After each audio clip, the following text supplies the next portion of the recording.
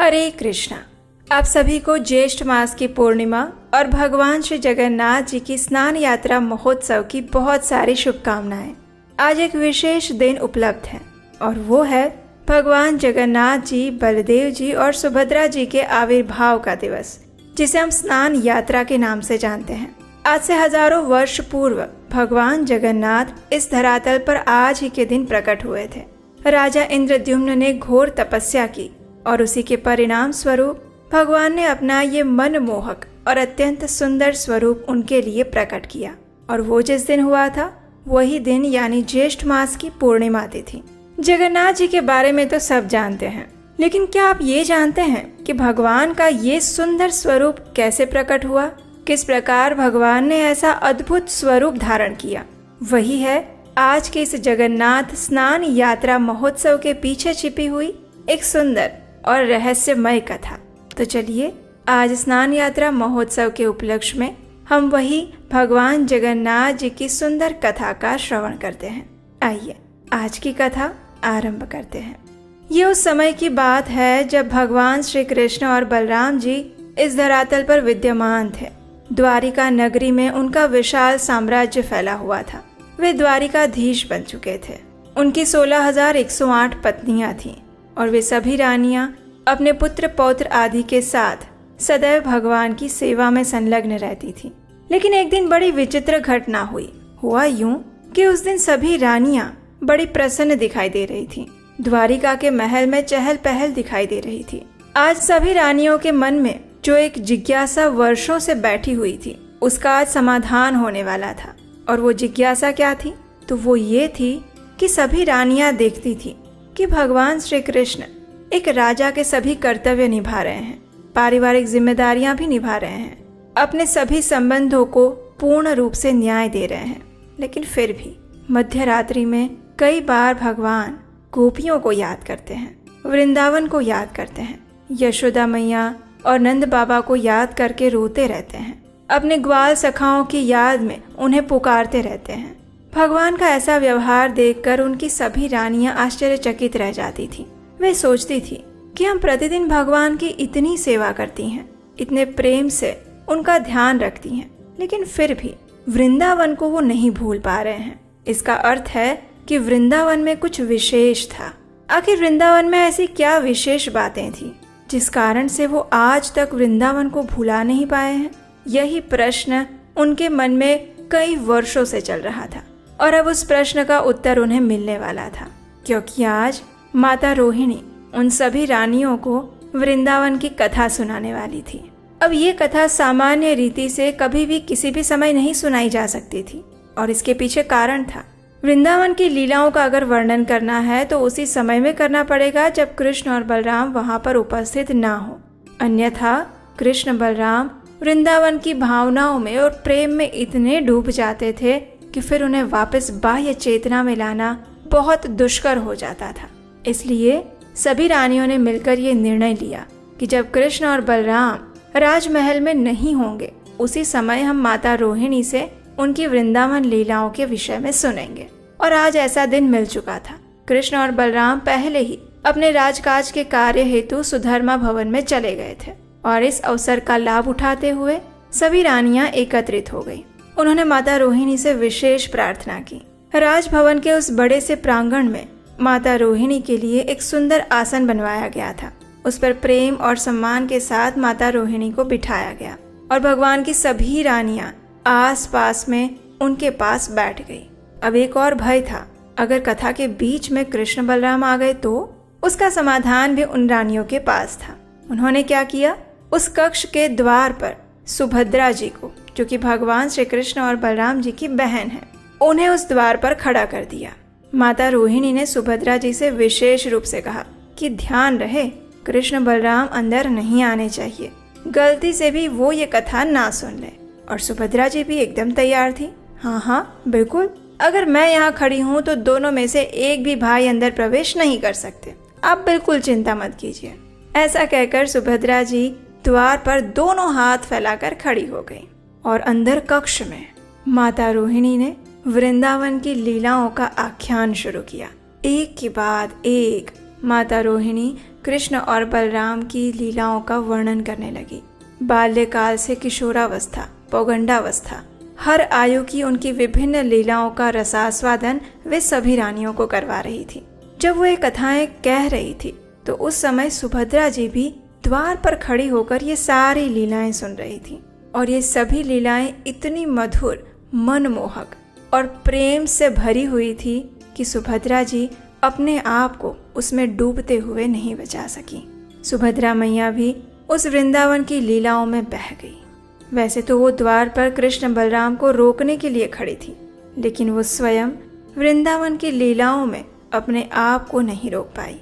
उनकी बाह्य चेतना जाने लगी और उतने में कृष्ण बलराम कब वहां पर आ गए वो उन्हें पता ही नहीं चला। कृष्ण बलराम ने आकर देखा तो माता रोहिणी वृंदावन की लीलाएं सुना रही थी।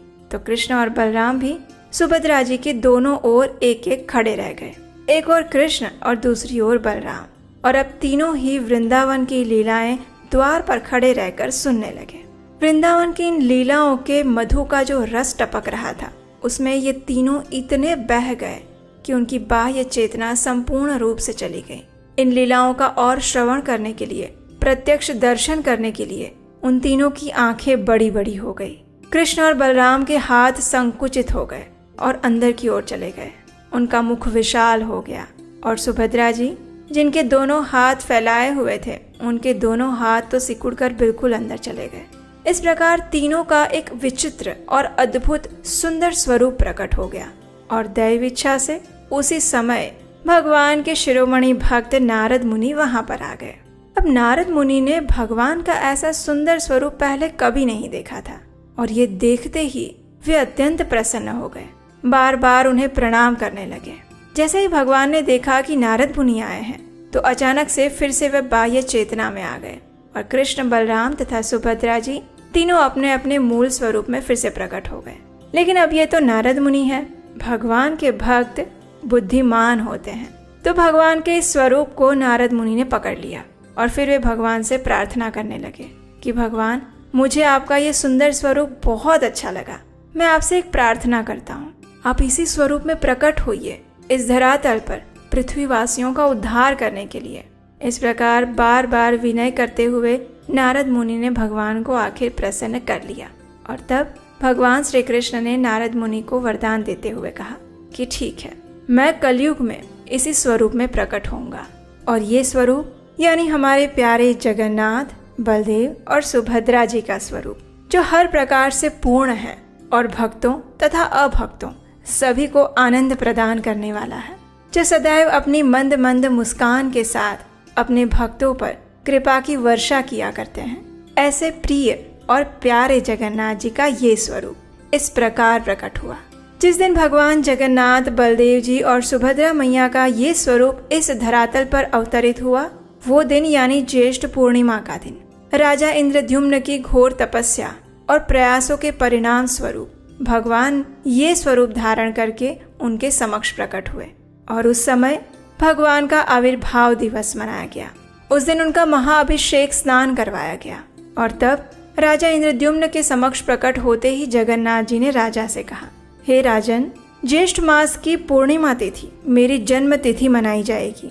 उस दिन तुम विधि विधानों के अनुसार मेरे महास्नान की तैयारी करवाना।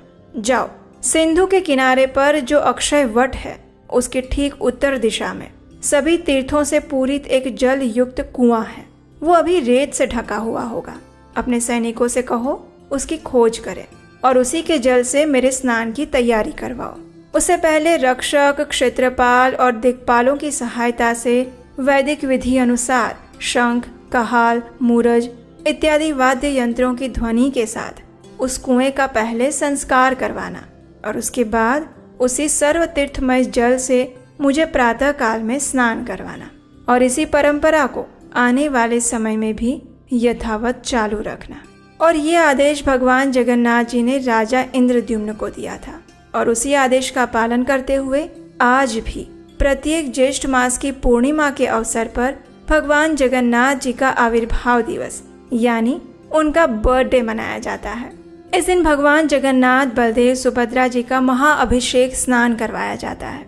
जगन्नाथ जी को सुबह सुबह ही पहंडी विजय करवाते हुए विशाल स्नान मंडप में लाते हैं। उसके बाद सर्वतीर्थमय कुएं से 108 सुवर्ण घड़ों में जल भर के लाया जाता है और इस जल में चंदन, कपूर इत्यादि सामग्रियां मिलाकर उसका अधिवास किया जाता है और इस प्रकार भगवान का स्नान करवाने के लिए पानी तैयार किया जाता है।